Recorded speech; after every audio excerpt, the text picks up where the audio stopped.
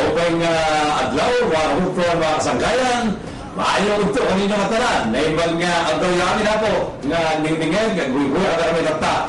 Dito po sa ating palatuntunan, kakamdiwang batas, siyempre sa sabayan pagsasail po po sa pwede maghibilang ng radyo sa pangunguna po ng DYMS Action Radio at Balogan, sinasabayan ng DYKA sa Catholic Media Network sa Jose Antique at ng DXAS Far East Broadcasting Company sa Zamboanga City. Kasama din po natin ang ibang impilan ng radyo sa buong bansang Pilipinas na sa tulong at awa ng Panginoong Diyos ay dumarami sa paghahatid itong ating palatuntunan sa iba't ibang sulok ng ating bansa para po sa libreng payong legal at libreng pagpapaliwanag sa mga batas sa Pilipinas sa ating mga kababayan. Sabayan din po kami napapanood dito po sa cable network na ito o saan ako inyong napapanood sa kasalukuyan at syempre dito po sa Batas Internet Television sa ilalim ng internet website www.batasradio.com. Kung saan muna natin ating kasama sa Balogan. Anong balita sa Balogan? Kagawad ng Matapalya? Well, dito po po rin ay lagi po kaming inuulan. Inuulan?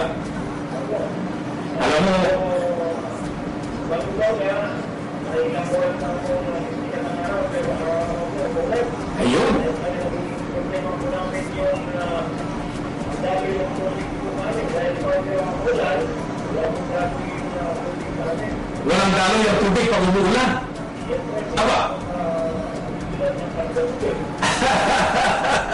Mukhang baliktad yata ito. Mukhang baliktad yung pagkakalagay natin dyan. Anyway, dito naman sa amin, tumigil na ang ulan sa buong Metro Manila area, sa buong Luzon, at pagkatapos, mukhang tumitigil na rin ang pagdaloy ng tubig sa aming mga faucet.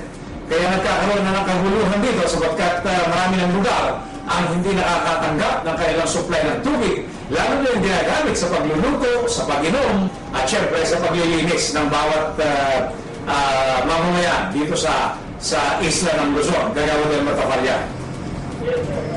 Ito lang ang mga balita po yung pangyayari dyan.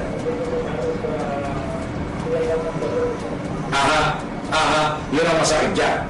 Titestingin ko naman kung pumapasok kami sa aming kumakatay ba sa internet TV at sa ating cable network. Yan, okay, alright.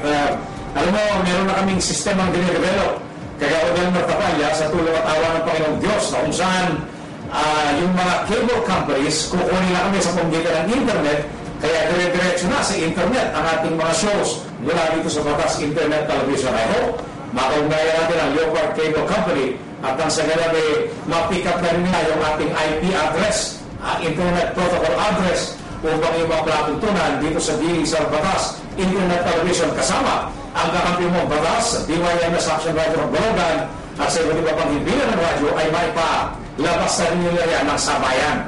Cagayan del Matapalya. Yes, sir. At mag-iwan po tayo sa kaya namin, alam po rin, ito po yung mga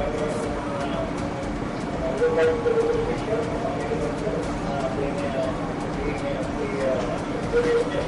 Ayan, sana may connecta tayo doon sa ating mga kaibigan dyan sa Leopard Cable TV. Maiba to sa akin dito sa number na binabanggit natin yung kanilang mga telepono upang matawagan natin at may sa katuparan itong ating pagnanais na magiging sa mga tiga-Balogan at sa iba't iba pang mga lugar sa bansang Pilipinas itong ating mga inilalabas sa mga programa dito sa Batas Internet Television kasama siyempre ang kakamping mga batas sa DYMS Action Radio Cat Balogan. Alright, dumawag muna tayo sa ating batas ng Diyos ngayong umaga. Cagayan del Matapalya, meron ka bang pwedeng i-share tungkol sa, inspirasyon sa buhay ngayong umaga ito? Alright, okay. Dumawag tayo sa mga nagte-text sa atin sapagkat lubos sa ating kasiyahan, magpapasalamat sa Panginoong Diyos sa ngalan ni Jesus na napakaramihan ng ating mga kababayan sa iba't ibang dako ang nagpapadala ng kanilang mga inspirasyon sa buhay o kaya batas ng Diyos upang sa ganon maibato natin ang iba't ibang bahagi ng Biblia upang mapakilabangan ng ating mga nakikinig sa atin. Narito isang halimbawa nang nag-text sa atin upang sa ganon maibigay yung inspirasyon sa buhay.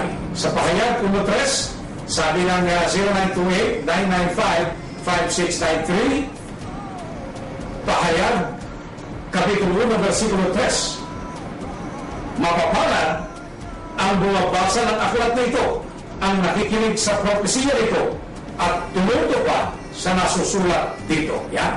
Napakaganda nitong ipinadala ng ating tagapakinig, taga-panood, taga-subaybay sa kakamping ng batas sa kanyang sabayang pagsasaybay sa radyo, sa cable at sa internet television. 0928-995-5693, Pahayag 1-3. Mapalad ang bumabasa ng aklat na ito, ang nakikinig sa propesiya nito, at tumutupad sa nasusulat dito. Bakit? Talaga pong mapalad ang mga bumabasa ng banal na aklat ng Biblia, at pagkatapos ay ginagamit itong batayan ng ating iniisip, sinasalita at ginagawa. Ayon po sa napakaraming bahagi, at ang isang halimbawa nito ay ang Deuteronomy 28:1-2 ng Biblia sa Lumang Tipan. Nakasaad po dyan na ang sino mang nakikinig sa tinig niyaway ng ating Diyos at sumusunod sa kanyang mga utos ay itatampok ng Diyos na lahat ng mga bansa, at mapapasaan niya ang lahat ng mga pagpapala na isinulat sa pamamagitan ng inspirasyon ng Diyos ng propetang si Moses sa Deuteronomy 28:1-2-14. Kaya kung gusto po ninyo maging mapalad sa labas at loob ng lungsod, maging mapalad ang inyong pinagkakakitaan, maging mapalad ang inyong mga anak, maging mapalad ang iniimbakan nyo ng pagkain, maging mapalad kayo sa lahat ng inyong gagawin, ang dapat lamang pong gawin,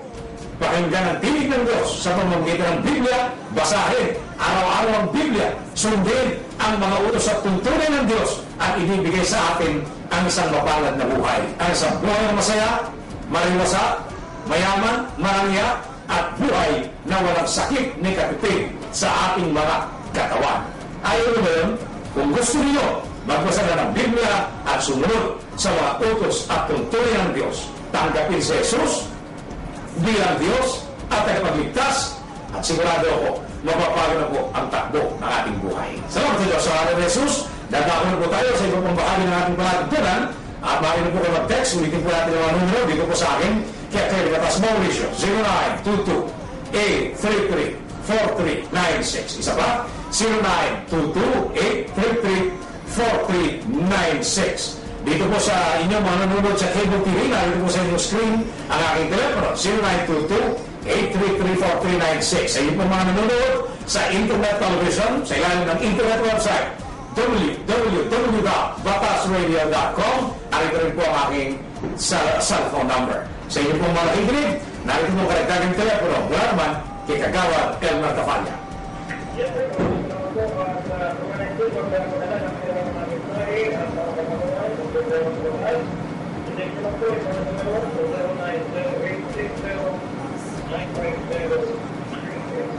Salamat sa ngalan ni Jesus. Umpisa na po natin ang paglilingkod sa sambayanang Pilipino mula sa Luzon, Visayas, Mindanao, sa Amerika, Europa, Australia, Britanya, at sa pang buong panig ng buong mundo kung saan may internet. Umpisa natin sa Katmalogan. Yan. Mukhang may tumatawag sa iyo, Kagawad Elmer Tafalla. Ay, yung mga mensahe. Akala ko tumatawag na si Mrs. Tafalla. Okay. Alright. Ano ang ating unang katanungan, Kagawad Elmer Tafalla?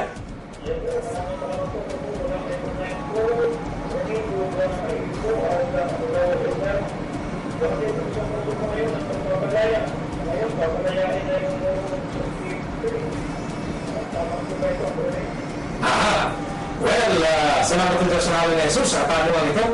Alam po ninyo, sa ating pong pagkakaintindi, yung pong kaso ng Rome 43 ay naisampara sa hukuman.